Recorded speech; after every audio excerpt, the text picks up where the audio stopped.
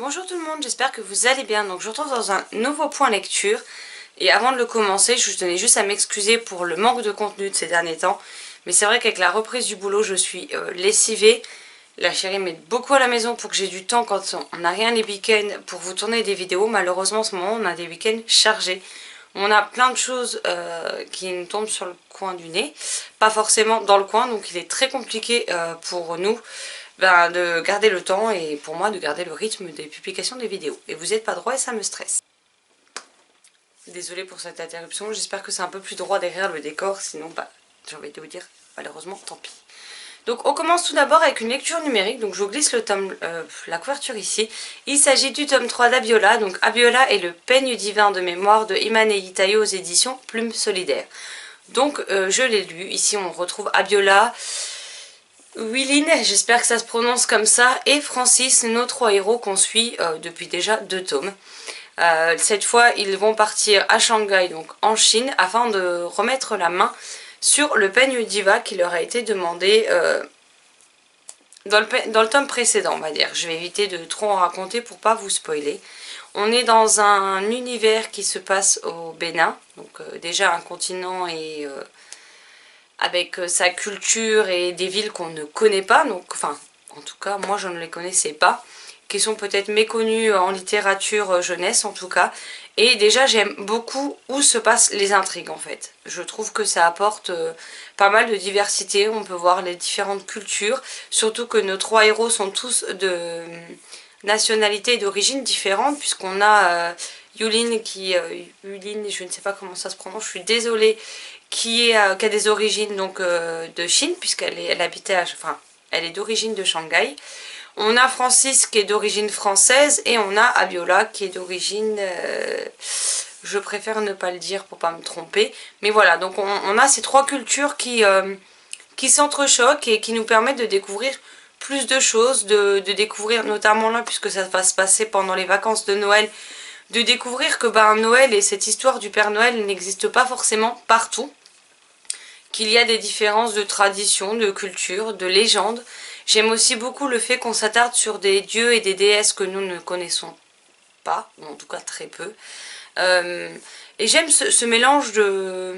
Ouais, ce mélange de culture, de genre, d'origine. Et moi, c'est quelque chose qui m'enchante et qui me plaît beaucoup. J'ai encore trouvé une fois que cette aventure était bien dosée, qu'elle était très intéressante. Ça se lit tout seul, ça se lit très vite puisque c'est des courts romans jeunesse. Je sais plus, qui font environ 88 pages, il me semble, au format papier. Mais voilà, c'est toujours un plaisir de retrouver nos héros. Ce tome 3 clôture la première trilogie qui concerne nos héros, donc qui se passe à l'école primaire, pardon. Mais apparemment, à la fin du livre, on nous dit qu'il y aura une autre trilogie qui se passera quand ils seront au collège. Donc moi, je continuerai à découvrir les aventures de Abiola et ses amis parce que j'aime beaucoup cette série. Et si vous ne connaissez toujours pas, je vous la recommande, surtout qu'elle est vraiment pas très chère. Donc voilà pour le premier livre et le seul numérique de cette sélection. Enfin, de cette sélection, de ce point lecture plutôt. Désolée, je suis un petit peu rouillée à force de pas trop tourner. Ensuite, j'ai lu Magic Kids, qui est au final un tome 1. Donc, de Neil Patrick Harris chez Bayard Jeunesse, que j'ai lu en lecture commune avec Sylvie du blog et du compte Instagram On Bouquine. Donc ici, on y suit Carter, qui depuis la mort de ses parents, vit avec son oncle. Son oncle va lui apprendre pas mal de tours de magie, mais non pas dans le but de vendre du rêve aux gens ou de les émerveiller, mais tout simplement dans le but de les arnaquer en fait. Donc il n'a pas de domicile fixe. Après, il n'est pas non plus SDF puisqu'ils se font héberger, ils vont dans des auberges, ce genre de choses. Mais ils n'ont pas de domicile fixe, ils sont tout le temps sur la route, tout le temps en train de changer d'endroit. Et Carter n'est pas du tout à l'aise avec les escroqueries de son oncle. Ce qui fait que lui ne veut pas participer pleinement. Donc son oncle lui demande de surveiller que les policiers ne viennent pas dans le coin, bien entendu. Donc malheureusement il est obligé de faire avec, et puis un beau jour il se passe quelque chose, il en a marre, il se sauve, il prend un train d'une manière assez particulière que je vous laisserai découvrir, et donc il va tomber sur un cirque, mais aussi sur monsieur, alors je crois que c'est monsieur Vernon si je ne dis pas de bêtises. Alors voilà, donc oui c'est bien monsieur Vernon, donc les personnages du cirque vont lui paraître étranges, on va dire. Ils ont chacun des caractéristiques, ou en tout cas ils font croire qu'ils ont chacun des caractéristiques un peu hors normes pour épater les visiteurs. Et il va faire donc la rencontre de Monsieur Vernon, un monsieur qui partage ses tours de magie pour émerveiller, pour faire rêver les gens sans exiger ou espérer une contrepartie. Ce qui change royalement tout pour Carter, puisqu'il n'a pas l'habitude. En général, quand les gens font ça, il y a toujours quelque chose derrière, ou pour faire du profit, ou pour escroquer les gens, etc. Pour le résumer, je vais m'arrêter là. Il va aussi se faire des amis, mais ça, vous vous en doutez bien. Malheureusement, je n'ai pas été emballée par ma lecture. Je pense que tout simplement les livres qui parlent de tours de magie, de cirque, ce genre de choses, c'est peut-être tout simplement pas fait pour moi. C'est déjà le deuxième livre que je tente dans l'univers du cirque, etc. Le premier, je l'ai abandonné. Celui-là, je l'ai fini pour pas planter Sylvie, mais je l'ai continué histoire de dire que je continuais. Mais clairement, j'ai pas été emballée. La fin était sympa, on va dire ça. Même si un petit peu tiré par les cheveux quand même. Maintenant, j'ai pas été captivée à aucun moment du roman. Je sais pas, il y avait une espèce de barrière entre les personnages et moi que je n'ai jamais réussi à franchir. Je ne sais pas à quoi cela est dû. Mais ça m'a gênée pendant ma lecture. En fait, peu importe ce qui se passait, je n'avais pas plus envie de ça que de savoir comment toute cette histoire allait se clôturer. En plus, je pensais que c'était un tome unique, donc c'est peut-être ça aussi qui m'a fait le poursuivre. C'est une saga, clairement je ne lirai pas la suite, même si le tome 2 arrive tout bientôt. Par contre, ce qui peut être sympa pour les amateurs de magie, c'est que vous avez des passages entre certains chapitres. Alors j'essaie de vous en trouver un, mais bien entendu, je n'y arrive pas. Donc déjà au début, vous avez une carte illustrée. On a le page qui vous dit salutations. Et l'auteur vous parle souvent en vous disant tu, comme s'il parlait directement au lecteur en fait. Et vous avez ce genre de page où au fur et à mesure, bon là on vous explique comment lire ce livre, mais au fur et à mesure vous aurez des tours de magie qu'on vous explique. Et on conseille aux enfants de s'entraîner encore et encore et encore et encore et toujours, jusqu'à enfin réussir les tours indiqués dans le livre. Voilà, après je pense que c'est un livre qui peut avoir son public, qui peut en charmer certains. Malheureusement moi je suis passée à côté. Donc c'est peut-être pas forcément un livre que je vous recommanderais, mais si vous aimez la magie, le cirque, les tours de magie, que ce soit avec des cartes ou autre chose, vous y trouverez sans doute votre compte. Ensuite j'ai lu, enfin c'est pas dans l'ordre mais bon, Le Dernier Esprit de Chris Priestley chez Ada. Donc ici on est clairement dans une réécriture du conte de Dickens, donc un chant de Noël, conte de Noël, le Noël de Monsieur Scrooge, enfin il est adapté sous énormément de titres, donc vous devez voir de quoi je vous parle. Donc ici on va suivre Scrooge, mais pas de la manière dont on s'y attend. C'est-à-dire que c'est pas une réécriture qui va se baser sur Scrooge en lui-même et les trois fantômes qui viennent le visiter. Donc le soir du réveillon de Noël ou la nuit qui précède, je ne sais plus, avec les fantômes du passé, du présent et du futur. Mais on va plutôt suivre donc Sam et sa sœur, je ne sais plus comment elle s'appelle. Voilà, donc c'est Sam et Lizzie. Donc on suit ces deux jeunes enfants qui n'ont plus de parents, qui errent dans les rues très froides et dans un monde qui n'est pas simple pour des enfants de cet âge-là, où ils n'ont malheureusement pas la possibilité de se couvrir, de dormir dans un lieu où au moins ils seront totalement abrités du vent en défaut d'être au chaud, où ils sont vêtus avec des loques, etc. Et en fait ils vont croiser Monsieur Scrooge qui va les regarder et leur parler avec un dédain le plus complet qui soit. Et en fait, Sam va décider de se venger de Monsieur Scrooge. En gros, il veut lui faire payer à lui leurs conditions, tout simplement, leurs conditions sociales.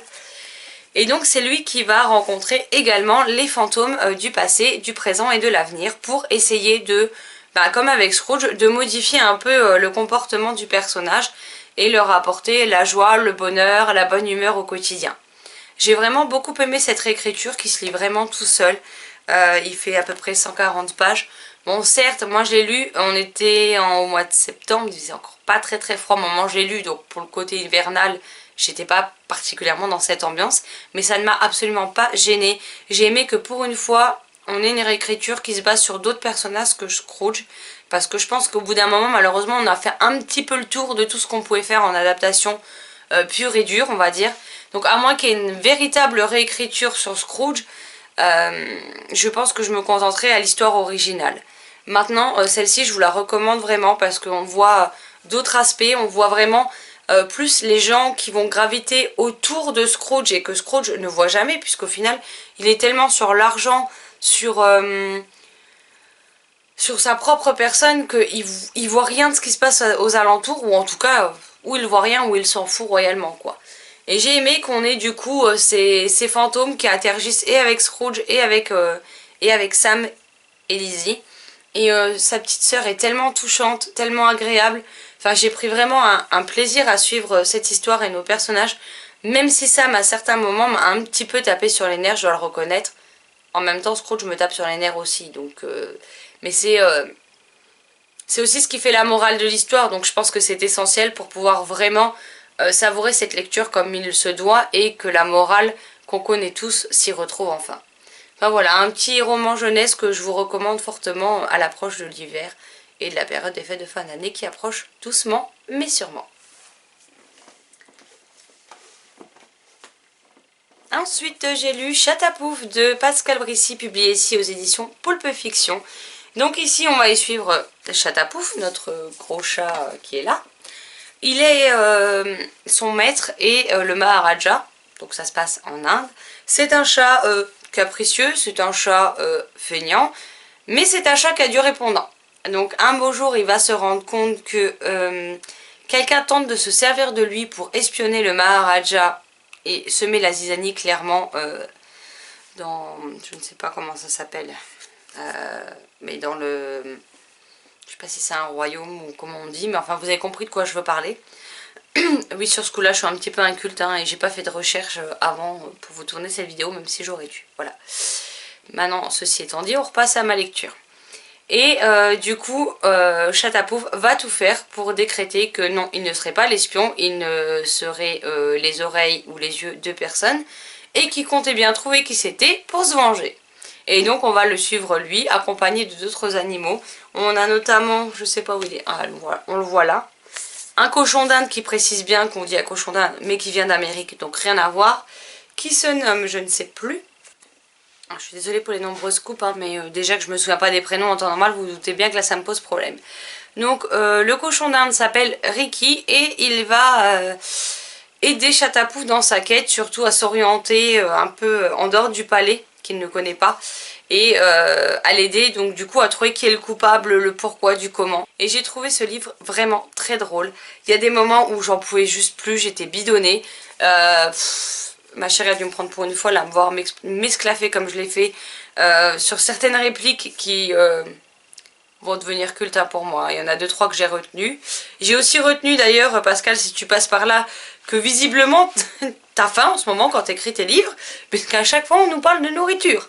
Chatapouf est très gourmand, c'est-à-dire que même quand il nous sort la comptine 3 petits chats qu'on chante aux enfants, il arrive à nous la transformer en paella. Donc c'est pour vous montrer un petit peu le level, monsieur qui a un chat qui a l'habitude de se faire servir, etc.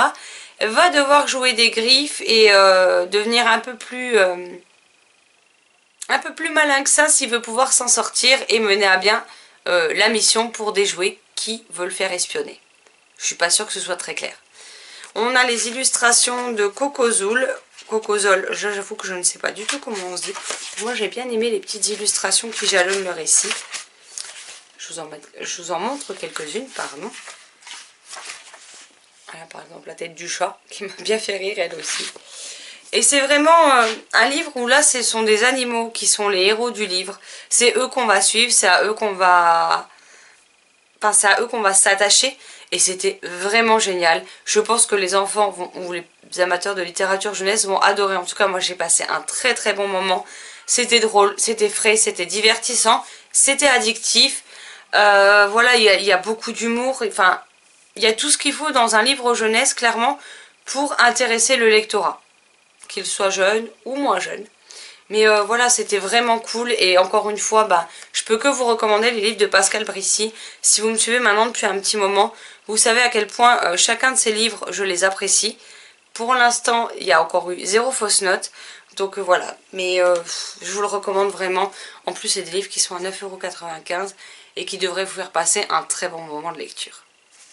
Voilà, ce point lecture est à présent terminé, j'espère qu'il vous aura plu. N'hésitez pas à me dire si vous connaissez ces titres, si vous les avez lus, ce que vous en avez pensé, ou si au contraire ils vous font envie ou pas du tout et le pourquoi du comment.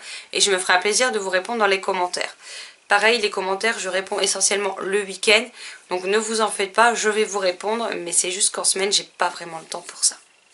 Voilà, sur ce, je vous souhaite un excellent mercredi, de belles lectures et j'espère vous dire à très vite dans une prochaine vidéo. Bye bye!